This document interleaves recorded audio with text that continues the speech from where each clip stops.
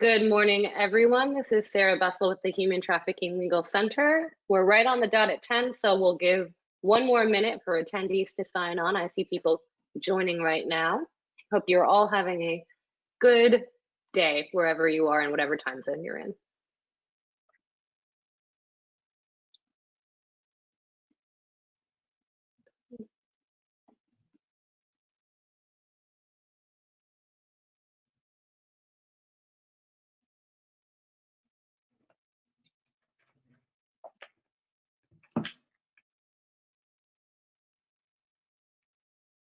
We're also joined this morning by our president and founder, Martina Vandenberg, is in the audience, and she says, hello, Maria Grazia, good morning, and thank you so much for doing this webinar.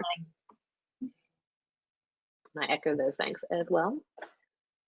All right, well, thank you everyone for joining us. My name again is Sarah Bessel, and I'm the Deputy Director of the Human Trafficking Legal Center. Welcome to another installment of our series, Voices from the Litigation Frontlines. A few housekeeping notes. Please remember to mute yourself when not speaking. The microphone icon is at the top of your control panel, and it should be red right now. We have a large audience on this call, so we will hold questions for the end. During the presentation, please feel free to type any questions into the question box located at the bottom of your control panel, and I'll see those. And a note that this session will be recorded and sent to both attendees and absentees, so don't worry, you don't have to furiously take down notes.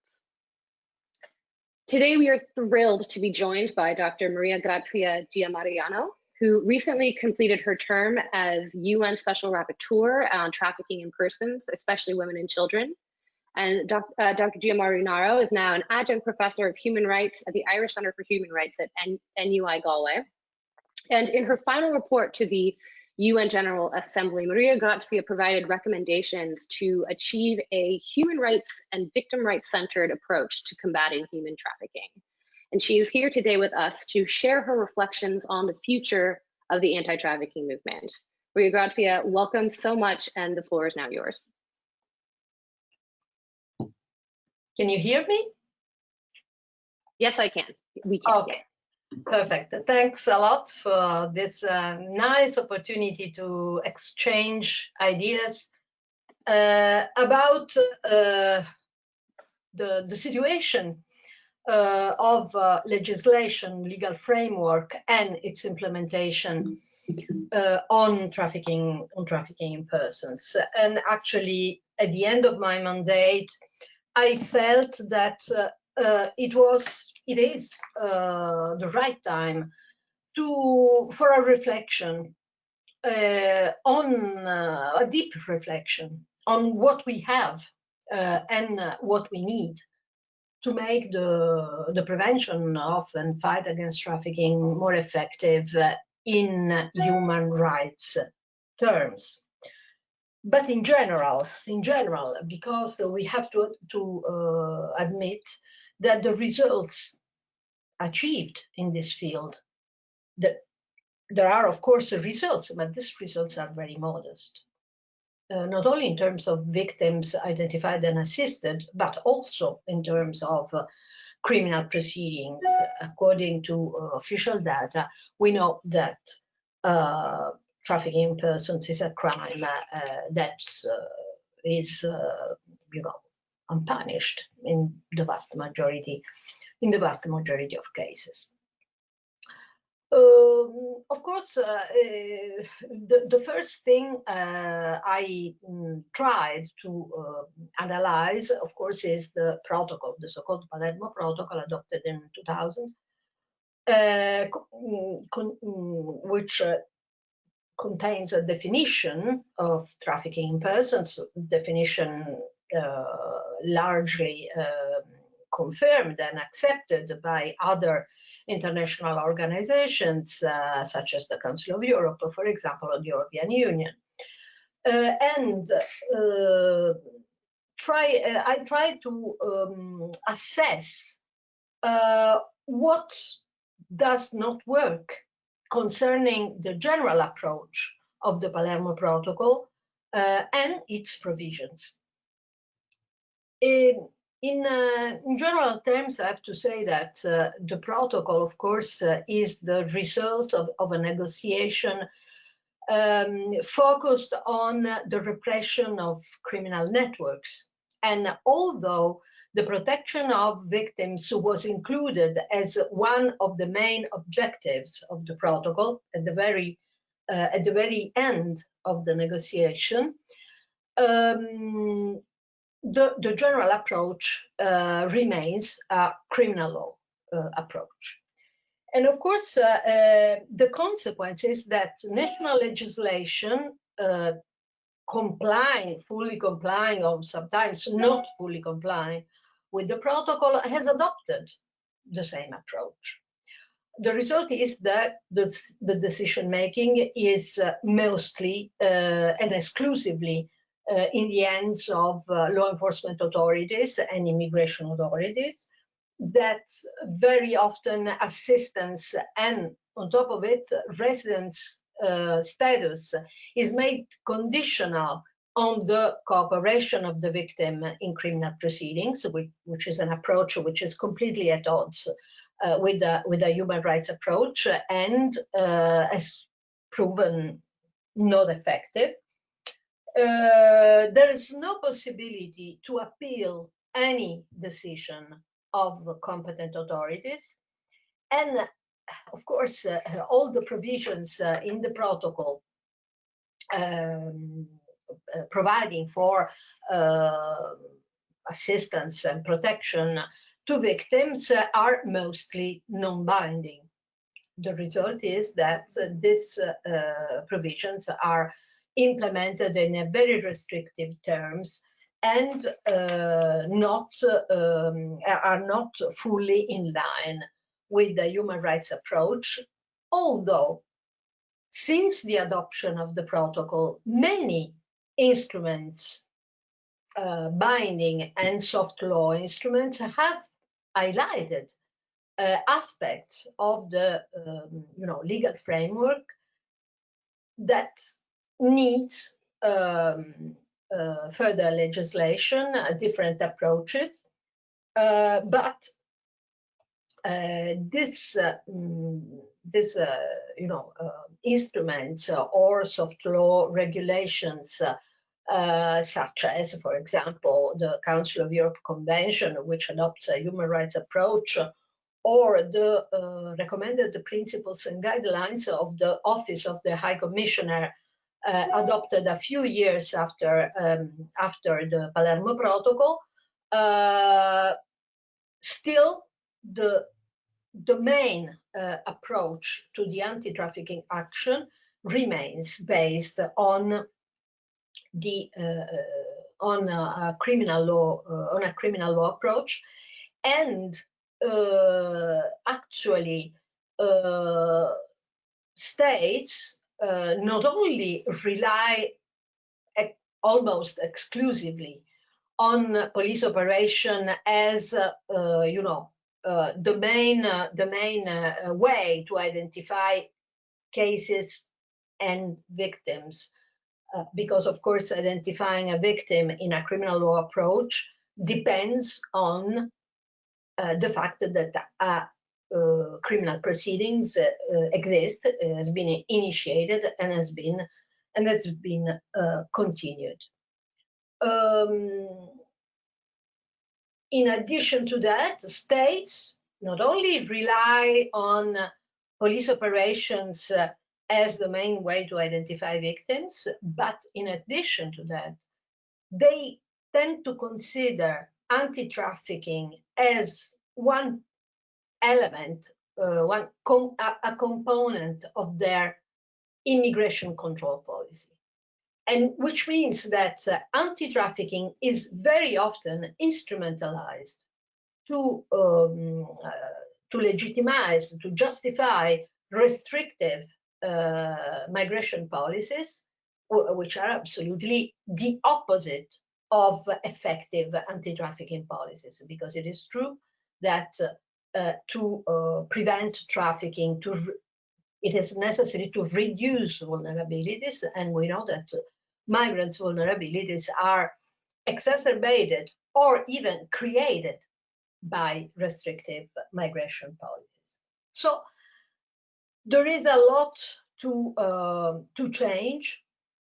And my point is that the Palermo Protocol, my main point, my main, the reflection I would like to share with you is that the Palermo Protocol was designed to deal with the criminal phenomenon that was considered, as all the serious criminal phenomena, relatively marginal, relatively small. We have realized after so many years of research, assessment, etc., that on the contrary, trafficking, slavery, forced labor, of course, these are different crimes with different legal definitions and different legal sources, but in practice we are talking very often about the same factual phenomenon, which is extreme exploitation in different fields. And we see that this kind of exploitation, even extreme exploitation, is absolutely systemic, is not something that can be dealt with only in terms of criminal law. It should be considered a matter of social justice. It should be considered a matter of human rights, of a matter of workers' rights. And so I think that the general approach to anti-trafficking, but I would say not only trafficking, but a broader area of exploitation should change. And we should focus primarily on areas that are not even taken into consideration by the Palermo Protocol, or they are taken into consideration in very general and in practice ineffective terms, such as prevention, for example.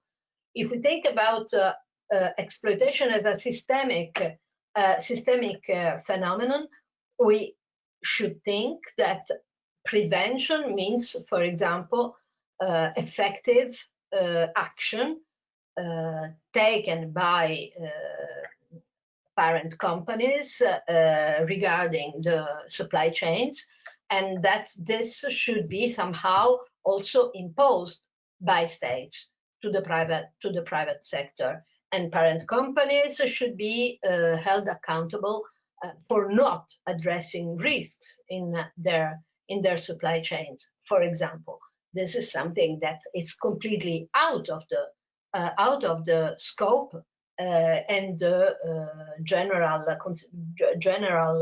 approach provided for the general approach adopted by the negotiators of the Palermo Protocol. Same thing about remedies. The Palermo Protocol only provides for compensation. We know that this is one of the least implemented provision in the Palermo Protocol, but we know that the range of remedies for human rights violations is much broader, much more complex. For example, restitution implies restoration of employment, and this is absolutely not currently not even included in the voluntary schemes to deal with forced labor and slavery and trafficking in the supply chain. The reality is that these voluntary schemes are focused on monitoring and identification of risks. In the worst cases, contracts with the subcontractors are terminated, but there is no viable solution provided to workers remaining absolutely destituted without a job, and even irregular, maybe in the territory of the state.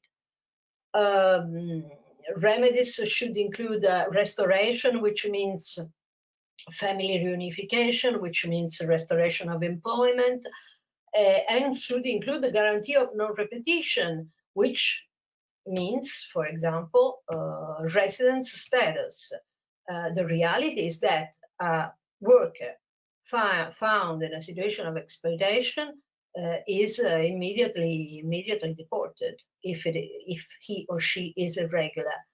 On the contrary, a sort of regularization as a form of reparation should be included in a legal framework really centered on human rights of people subjected to exploitation, which should be considered and absolutely is a human rights violation.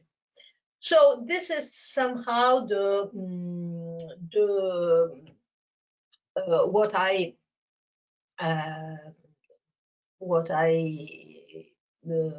suggested in my last report. Unfortunately, I did not have the opportunity yesterday to follow online the presentation of the report by my successor. I appreciate very much my successor is Professor Shivona Malali, who was for a while the chair of the GRETA, which is the monitoring mechanism of the Convention of the Council of Europe on Trafficking. This last report was presented by her, but was prepared by me before the expiration of my mandate. So I cannot say what the reaction of member states has been, but anyway, you will find this report on the website of the Office of the High Commissioner. And what I suggested is a deep change in national legislation. And I think that a piece of work should be done with experts coming from civil society. And of course, I think that you can play a pivotal role in this elaboration, which is needed to put in place a proposal suggesting a different approach by national legislation to prevention of a fight against exploitation. And as a matter of vision, we should also think that a global instrument is probably needed, adopting very clearly a genuinely human rights approach and changing somehow the cultural and legal approach to these issues. I would like to finish here my presentation, and I hope that there will be a real discussion in the question and answers phase. Thank you. Thank you. Oh, sorry. Excuse me. Thank you so much, Maria Grazia, for those wonderful comments. And to everyone, please feel free to drop questions into the question box, or if you feel bold enough, unmute yourself and ask a question yourself. Now I'll unmute you all. Okay. And then in the meantime, Maria Grazia, a few questions that I have based on your presentation. And so, you've given us a lot to think about in where we need to go in the next 20 years. And in your time as Special Rapporteur, you traveled extensively. So you saw what works and what doesn't work. And so can you share what the most promising approaches were that you saw? Which states are doing it right or are on their way? And what should states do differently right now? The situation is it's quite, there are states doing good in a certain area of policy and very bad in other areas. For example, UK. The UK is very good, has been very good in launching the anti-slavery legislation. Of course, now it needs to be enriched and and of course, but it was the first attempt to involve the private sector in strategy against trafficking, exploitation, and slavery. But it is true that UK is very strict in identifying victims and providing victims with assistance, protection, etc. So we cannot say there is a country doing well and another country doing badly. The reality is that we should pick up from different legislations what has been working or what indicates a new path. And of course, we have to verify if in the implementation phase this works. For example, the French legislation on duty of vigilance, le devoir de vigilance, is a good legislation because not only impose on businesses a reporting obligation, but also the obligation to issue an action plan to address risks, and parent companies are held accountable if they don't comply with these obligations. Of course, we have to verify if the implementation will be fully complying with the most innovative aspects of the law, and if the results will be. But this is, I think, the right direction. I can mention other experiences. For example, Portugal. Portugal has a very good experience, very strong labor inspections. And what is interesting is that when workers are found in situations of exploitation, they are provided with an alternative employment, even if they are irregular in the territory. Again, I know very well that this experience is also favored by the fact that migrant workers in Portugal are not, this is not a massive dimension phenomenon, but again, this is the right direction. I think that also workers-led initiatives such as the Immokalee workers in Florida has shown that this is also a pathway which has produced good results. And I can mention also the fact that some trade unions here in Europe are becoming more and more interested in a process of unionization of migrant workers, including in Italy, where there is every year a report of trade union of agricultural workers on what is called agro-mafia, because we are very aware that what happens in our agricultural sector is very much led by mafia interests. Thank you. Excuse me. And for those in the audience, if you have questions, you can unmute your microphone at the top of your control panel. It should be green if it's live. You can also raise your hand and I can unmute you as well. And while people are putting more questions into the question box, we have another question. So on that same vein, you know, do you feel that states are have been responsive to your proposals, to this shift to a more human rights-based approach that's more systemic and broader than just this criminal justice lens on human trafficking? If I have to assess the interest of states on the basis of the presentation of my reports and the so-called interactive dialogue, so there is a session of question and answers by states, and there has always been, and even more in recent years, a great interest.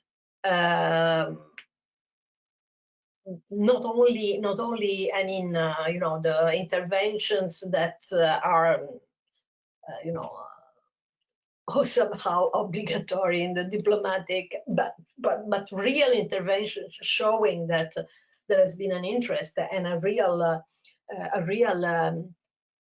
you know, will to understand more, understand better what can be done. Unfortunately, this has not so far produced big results, because this approach requires deep changes in areas of the legislation which are highly sensitive, including migration policies and legislation, including labor market policies and legislation. This approach requires, you know, an action, a proactive action of the states to favor, for example, regulation of certain areas of the labor market, which is something that many states don't want because of a political, you know, approach. And on top of it, even more sensitive is the issue of migration policies. Because, of course, if you want to reduce vulnerabilities, first of all, you have to establish regular channels for, you know, and regular entry channels, and including for job search, because it is absolutely impossible that you know, the demand and the supply can you know, can meet if there's no physical presence of the worker in the country. So and I mean, in this political atmosphere, this appears a sort of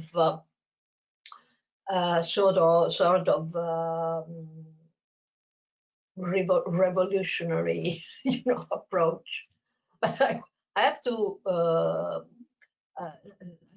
say that in 2005, the European Commission, so an institution of the European Union, presented officially a proposal which included a regular entry of workers for job search. So it is not something something completely visionary. Of course, this was blocked by member states that didn't want to allow this, and even less now when you know, the migration issue can you know, decide the result of an election.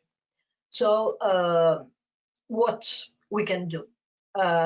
We can put forward, can put on the table a proposal which implies a different narrative of migration and exploitation. Exploitation especially linked with migration. And you know, this of course needs further work. And I will ask all the civil society organizations that are ready to contribute, to establish a sort of working groups to elaborate a proposal. And then we will see. Maybe the political climate will change, hopefully, starting with the election in the United States. We hope prevails. And I think that's, I think that's so true to your point on non-repetition of this crime. If we're constantly deporting victims, how can they have access to remedy in the countries of exploitation, and how can they actually seek justice and have a voice? And we've got a lot to do in that respect. I have a question in from Stacy Schultz. Stacy, I'm unmuting you if you'd like to ask your question.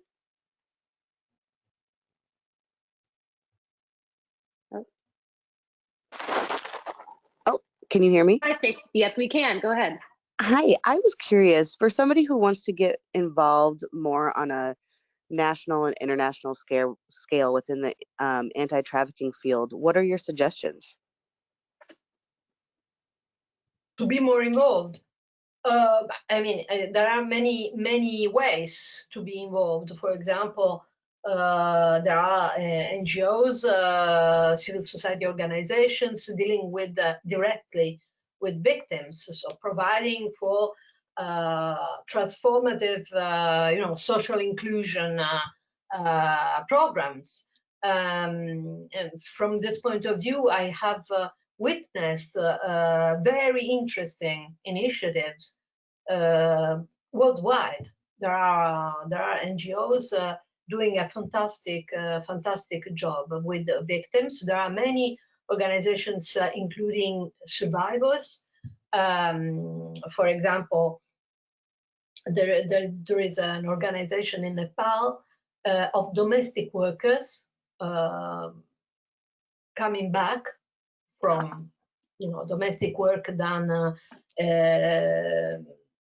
in different countries, sometimes in situation of real slavery, and establishing a sort of microcredit, self-organized microcredit, with high level of complying with the obligation, the restitution obligation, and everything is based on trust, because they share the same experience of exploitation, and this has proven very effective to help them to start an activity, self-employment, etc. For example, there is in Nigeria an initiative taken by an organization called Idea Renaissance, and they are organizing activities of interest for young people, no matter whether they are victims of trafficking, they are returnees, or youth from the country. And this has proven very effective in terms of avoiding stigma, because all these people are mixed up and they follow programs of training, but also recreational activities, and they are in concrete terms helped to recover, at the same time to be ready for gainful activities. So just to mention a few examples, so this is a way to be involved. Another way to be involved is to contribute to policy making, in the sense that by putting pressure on competent authorities, it is possible to orient somehow the policy making in a certain direction. And of course, the more the organization is strong, and the more is the opportunity to obtain results. Another way is to contribute to unionization of workers, which is, of course, very, very difficult, especially in certain areas, such as agriculture, simply because the workers are, under blackmail by employers and intermediaries, and they are, scattered in the territory. But it is also very difficult for domestic workers.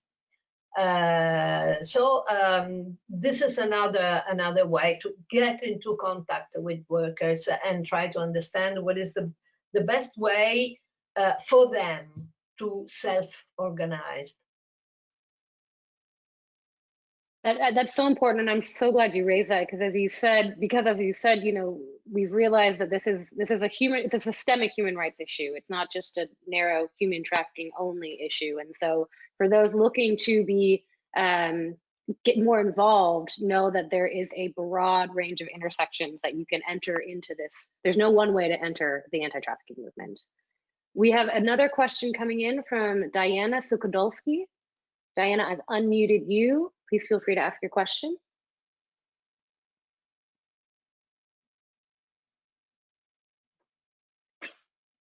Diana? All right. Oh, there you go. Hi, okay. This is Diana. I'm so sorry. Thank you, Dr. Giammarinaro. My question was that in the smaller municipalities, it seems like the culture has a lot to do with their resistance to implementing some of the policies. Legislation doesn't seem to be a problem in our area. We definitely get the policy work in, but when it comes to implementing the policies on the smaller government levels and the local governments, there is more resistance. What would you suggest for that? Or do you have strategies or best practices for implementing policies? You mean in small municipalities? I'm not sure I understand correctly the question. Sarah, can you help? The question is about small municipalities, how to implement policies at this level. I think, Gianna, do you mean at the local, say, the city or the county level versus the state and federal level in the U.S.? Yes, because the policies get passed, but there's resistance in the smaller local governments to implement the policies. Yeah, of course, it is difficult, especially in a federal state, to coordinate the different levels of policy and of policy making and implementation of policies. But I think the best way is to promote cooperation between different actors. For example, I know about the experience of the San Francisco collaborative, which is sort of permanent commission in which NGOs cooperate with public institutions, and this has proven very, very effective as a methodology, because of course the voice of the civil society brings the real problems on the table and ideas to solve problems. And this has been this kind of interagency cooperation has been very, very effective everywhere, worldwide. We can say that this is something that really works. So all the the best results have been achieved in countries in which at all levels, national level and local levels, there has been this kind of cooperation. And I think in terms of proposals, this kind of cooperation should be improved and much more valued because at the moment NGOs, for example, are considered almost exclusively service providers. But they should be, on the contrary, considered as partners in the policy, in the designing, and not only in the implementing, but also in the designing of policies. And for example, I think that in this human rights approach I tried to describe, there is one aspect which should be changed in relation to current legislation. Nowadays, almost worldwide, identification of a trafficking victim is a formal identification by law enforcement authorities in general terms, or immigration authorities, is the precondition for the victim to have access to assistance, eventually residence permit, visa, etc. But this genuinely human rights approach requires that, you know, the situation is overturned. In other terms, NGOs should be funded to accompany vulnerable persons on the basis of their own assessment of who he is a vulnerable person, and they have much better opportunities for a correct assessment, because in a confidential setting designed for protective purposes, it is much easier for a vulnerable person, a victim of trafficking, to tell their stories and to show what are the elements of their exploitation. We know very well that this is very difficult at the first contact between the person and the law enforcement authorities, but it's much easier, of course, for social workers of NGOs. So this kind of cooperation should be improved in the sense that NGOs must be trusted by competent authorities funding NGOs to accompany people that they have assessed as vulnerable people or people subjected to exploitation. And I would also add to that as well, in addition to seeing NGO service providers as true partners, I would also recommend, adding to that the survivor community as well.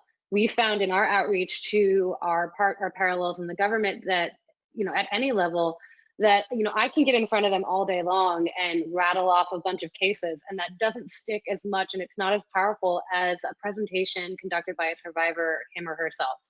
And not just a survivor telling their story, but a survivor actually training local government on human trafficking. And so there is the National Survivor Network in the United States, the Survivor Alliance based in the UK, and both of those organizations and more have incredible survivor resources. So please do reach out to them and work with survivor communities as well.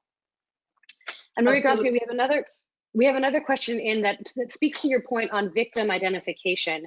And so, thus far, it's really relied on law enforcement to identify victims. So in this new human rights framework, how does the community recognize that an individual is a victim of human trafficking?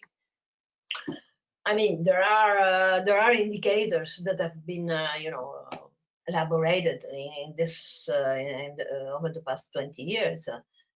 So we know.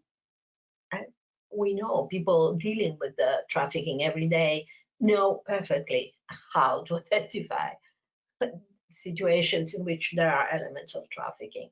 The problem is that this assessment is done in very restrictive terms, in general, I mean.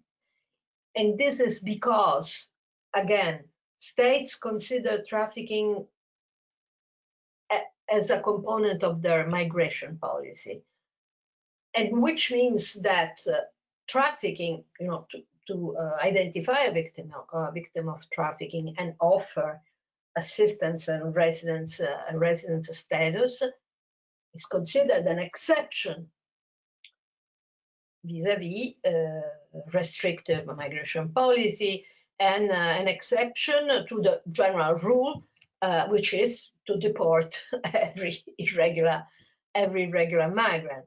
And this is the reason why this is implemented in very restrictive terms.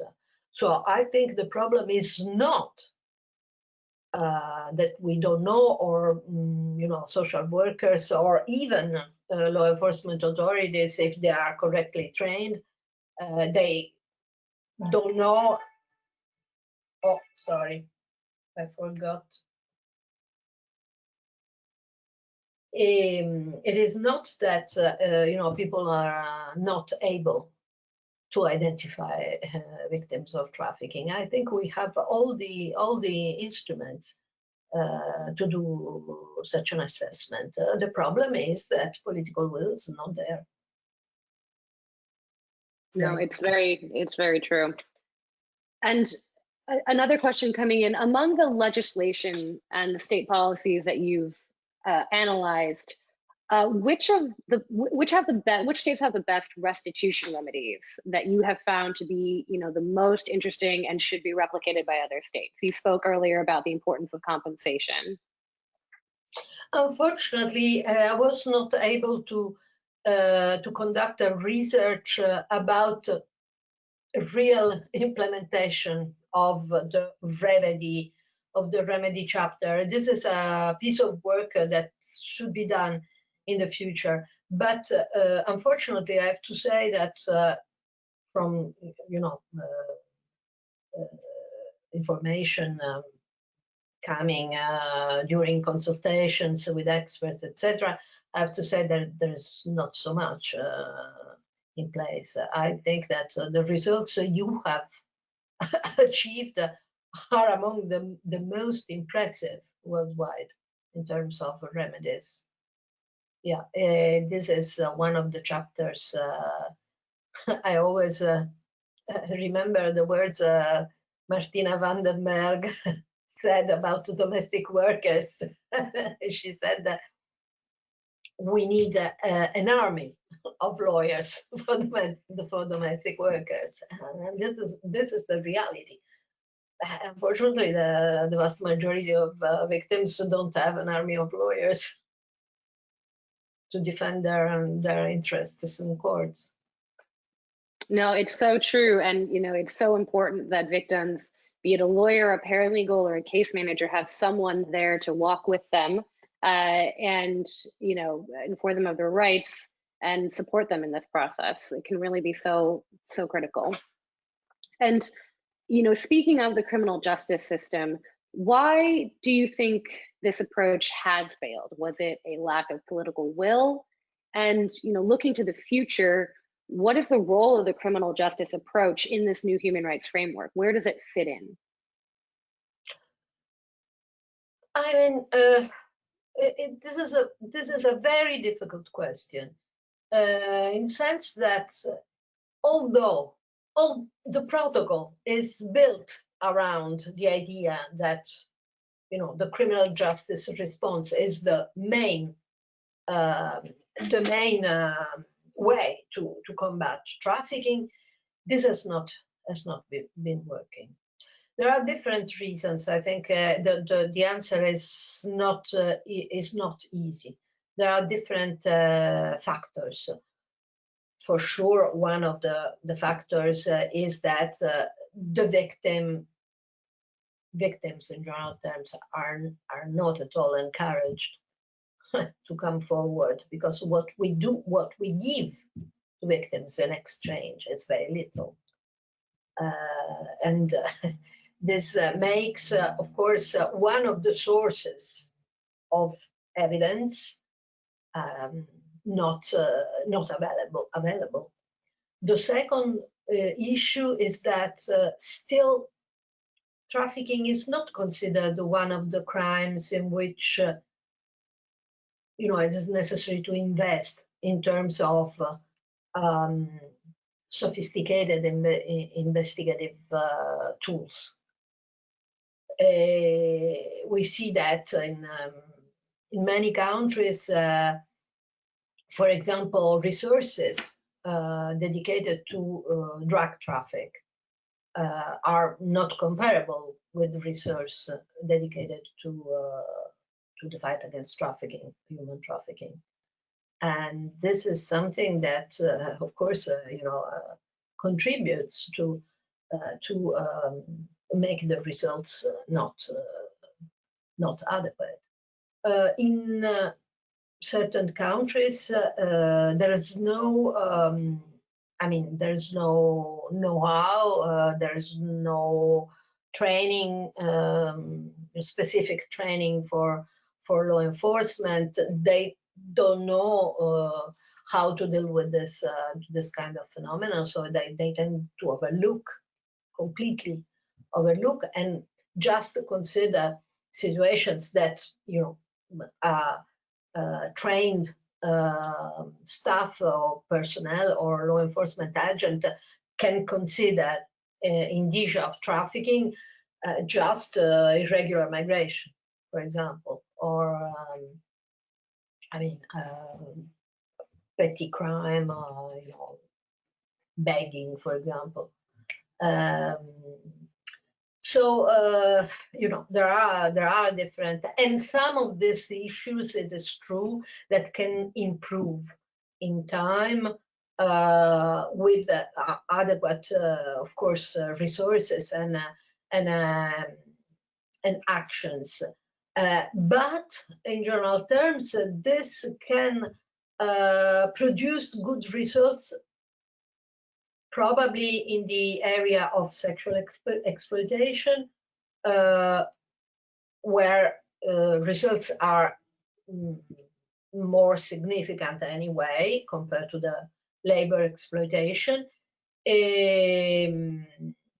or can produce good results in cases of extreme situations in which exploitation is extreme. For example, people found in domestic servitude for 10 years, for example, as it happened in the United States and in other countries, or a situation in which exploitation is so extreme that people are found in very degraded situations, health situations. So, of course, this kind of cases can be identified and are actually identified also, although in minimal, numbers in terms of statistics. But the systemic exploitation, widespread exploitation needs different approaches. This kind of exploitation must be detected by labor inspections, not by law enforcement, because law enforcement doesn't have even the tools and the knowledge, etc. So more and more, I think we have to deal with this in terms of social, tools, and as a matter of social justice, more than criminal law. I think that's so on point. I think right now, especially given the social movements in the US and Nigeria, there's just been a reckoning worldwide in terms of the role of the criminal justice system in a variety of areas, including, the limitations that we've seen in terms of combating human trafficking. And we have another question in from the audience from Martina Vandenberg. Martina, I have unmuted you. Please feel free to ask your question. Thank you so much. So first, Maria Grazia, I just want to thank you both for doing this webinar, but also for your incredible leadership, not only as the UN Special Representative, but also the OSCE, where you were really a visionary in bringing the OSCE's attention to two issues. One was the trafficking of domestic workers into forced labor, And the second was non-prosecution, and non-prosecution of victims and remedies for victims who have criminal convictions. So I wondered if you could just address this issue of prosecution of victims and criminalization of victims, and what you see as the future of the trafficking movement in trying to eliminate that particular harm. Yeah, again, this is one of the areas in which the protocol doesn't have any provision, doesn't contain any provision. So although soft law instruments such as the Global Action Plan contains the non-punishment principle, the vast majority of states has no specific non-punishment provision in criminal law codes. The problem is that very often, and more, this is the modus operandi of traffickers, they put victims somehow in their own role. So they charge victims with the tasks that imply criminal responsibility. This happens with the cannabis cultivation, for example. So workers are found in a situation of illegality, but they are, for them, this kind of work is just forced labor. So they are obliged to do something which is illegal. Sometimes victims are used as mules to carry drugs. Their vagina, for example, women very often. So they are at risk, their health is at risk, but when they are found, they are, of course, charged or prosecuted for that. So the non-punishment, which implies that, if a person is somehow compelled to perform a criminal or otherwise illegal activity as a direct consequence of the trafficking process and their situation of victim, they should not be prosecuted, detained, or convicted. The problem is that till then, we all of us, we understand what we are talking about. But, the devil is in details. Because what does it mean? For example, there is a restrictive approach to the non-punishment principle, which tends to consider the non-punishment as just a sort of defense. Instead, the broader interpretation of the non-punishment principle implies that from the very beginning of prosecution should not be initiated or should be terminated at an early stage, because the person shouldn't be subjected to negative consequences of something that they were not willing to do, but was the consequence of being trafficked. Unfortunately, I don't think there is a real common understanding of the meaning of the non-punishment principle. And for this reason, I think that we should, one piece of the work of, further work I suggest to do is to somehow to produce a sort of guidelines for national legislation concerning controversial or difficult aspects, just to, as I said, put on the table a proposal and try to lobby for changes. Well, that's a perfect way to end our webinar. We're right on time. Maria Grazia, thank you so much for this fantastic presentation and your insightful thoughts. You've given us a lot to think about in terms of the future of the anti-trafficking movement. And I hope that you all in the audience continue to take this conversation and move forward with it in your own organizations and your own work. For everyone, please remember to fill out your event surveys when you exit and let us know what topics you'd like to hear in the future. Thank you for joining us. A big thank you again to Maria Grazia, and enjoy the rest of your day. Thank you.